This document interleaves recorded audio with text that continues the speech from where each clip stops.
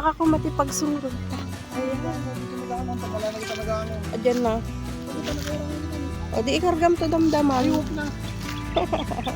Ayan, nandito na tayo ngayon sa aming bukid. And ito yung aming mangga o yung malaking puno ng mangga namin na buwal. Ayan, pinahingi na nung kamagsasaka ko. Ayan, pinachenso na niya. Kasi humarang na daw dito sa daan. Yung lakas ng hangin, ayan, bumigay. Pinachenso na niya. Ayan, pinagpapahingi na niya. Ayan.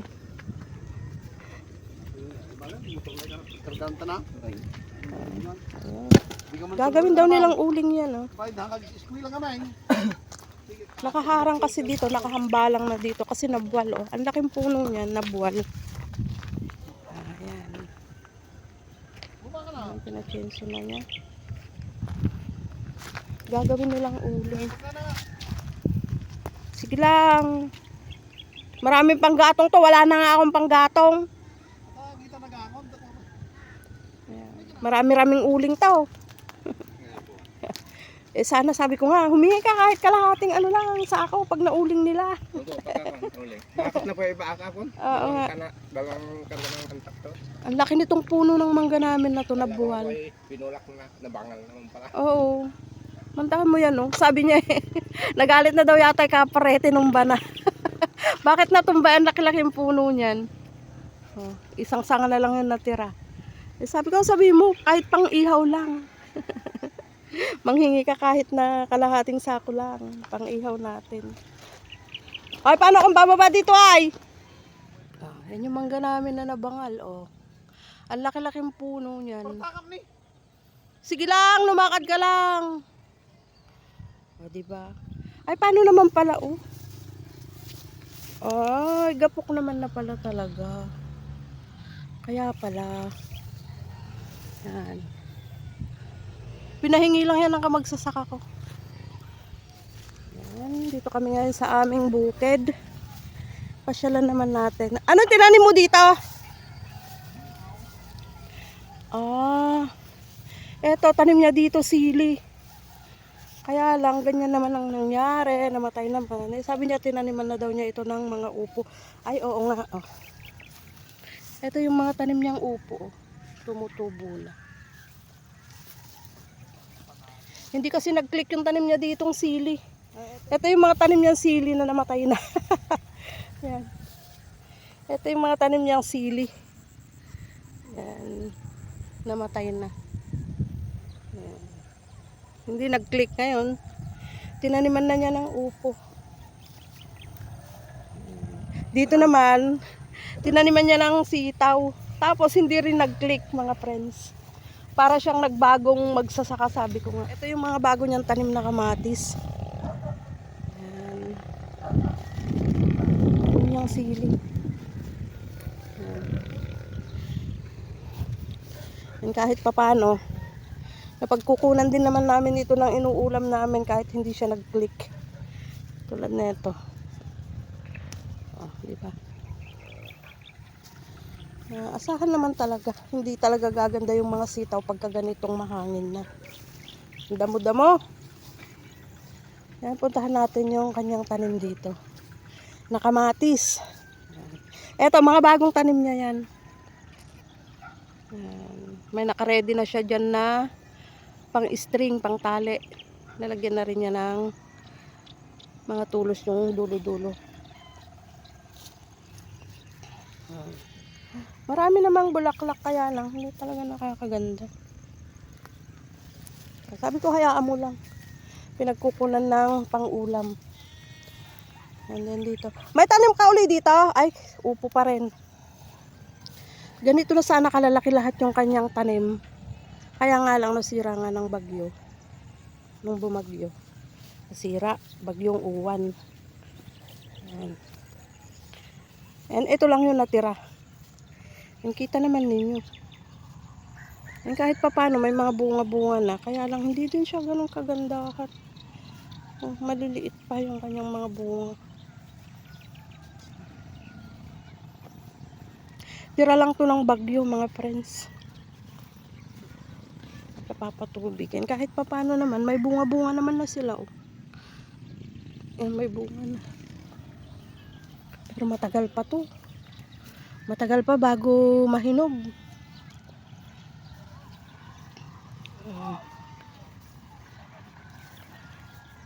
And sana nga mahinog na sila para makahabol naman sila sa presyo. Ito yung pinagkakaabalahan ng magsasaka ko dito.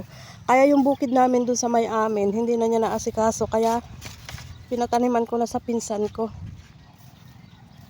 Yan. Dito yung pinagkakaabalahan niya.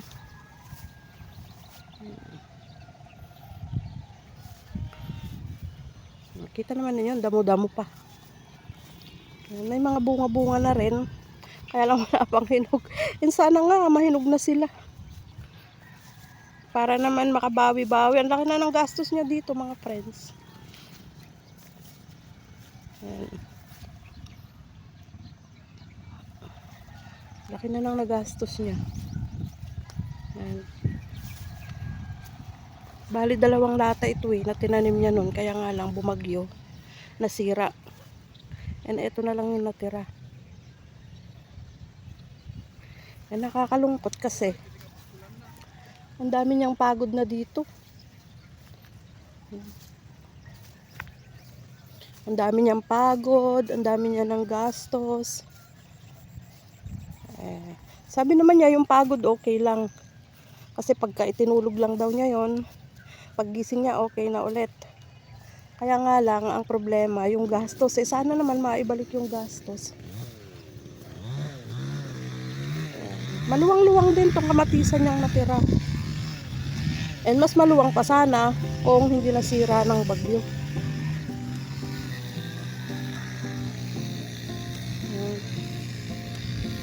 Mahigit 1 hektaryang lupa to na sinasaka niya. Every 4 years lang naman. Yung ika-4 na taon, saka lang siya nakakapagsaka dito kasi rotation nga silang magkakapatid. Etong part na to naman, ayan, ito naman tataniman namin to ng palay. Ayan.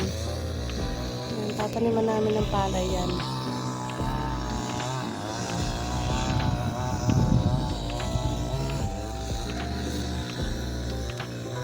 Hanggang doon ang sa amin naman, doon sa may bandera na yon.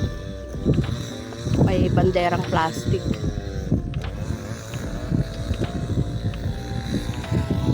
Saan na yung kamagsasaka ko?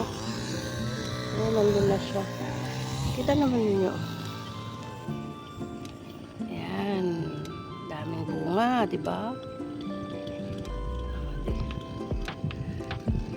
Dami niyang bunga.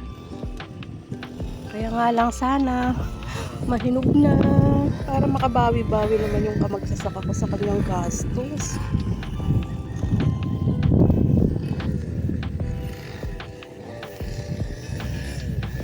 Ang daming bunga, oh. Magsasaka ko nandun.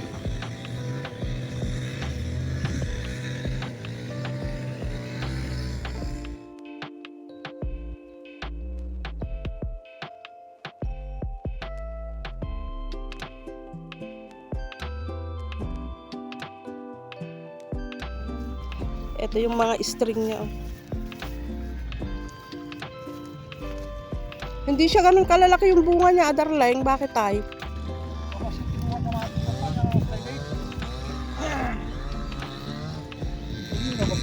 Kung hindi ito nasira ng bagyo, yung mga kasama niya, maluwang sana to. Ang gana dito nakuha na ida ato ya. Gana di nga ato, Jay. Tatalungan ka na lang. Pati na Jay.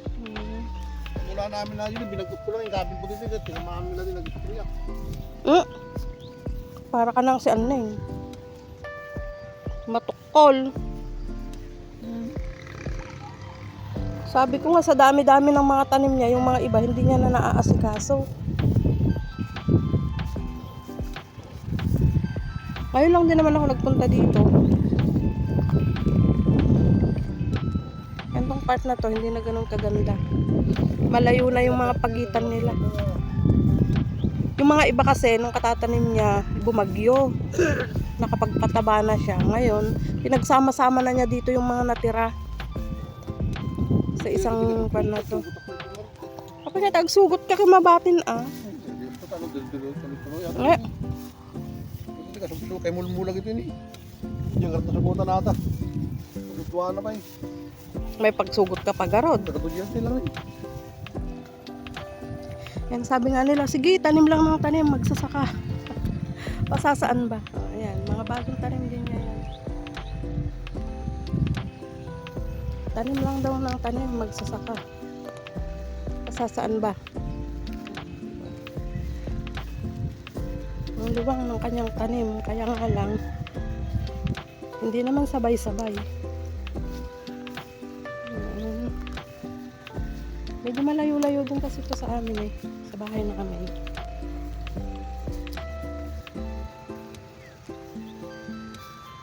Kapapatubig. Itong mga to, nagtaniman niya dati yan ng sitaw.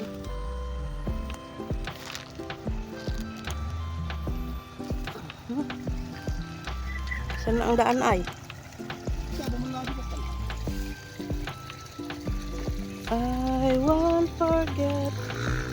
Ang tawid tayo dito. Achok!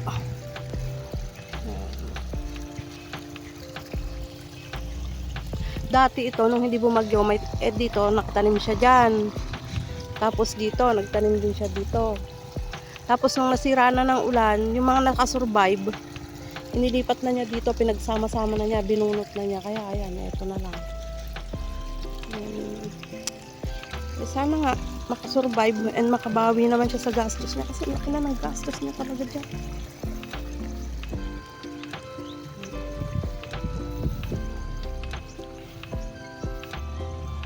Ito place dito. Malapit sa kabundukan. Tara na, uwi na tayo.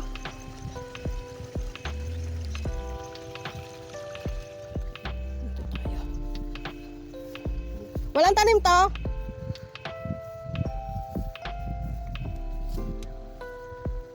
Sana tinaniman mo din ito ng sitaw ulit.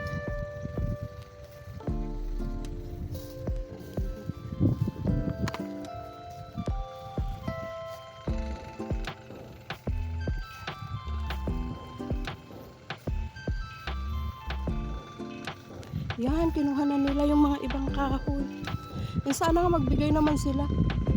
Kahit na ano lang, kalahating sako lang ng uling pag nauling nila yan. Pinamigay kasi ng magsasaka ko na yan kasi wala naman siyang tsenso. Ayan na siya. Ayan, balik na ako dun sa tricycle. Hintayin ko na lang siya.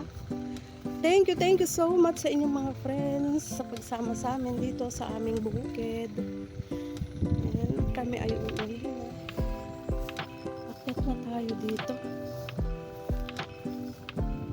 Ayan, off ko muna to kasi ako ay aakyat dyan.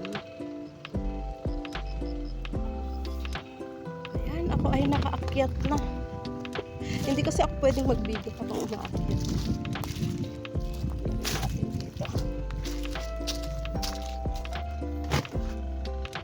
May pang-ulam na kami.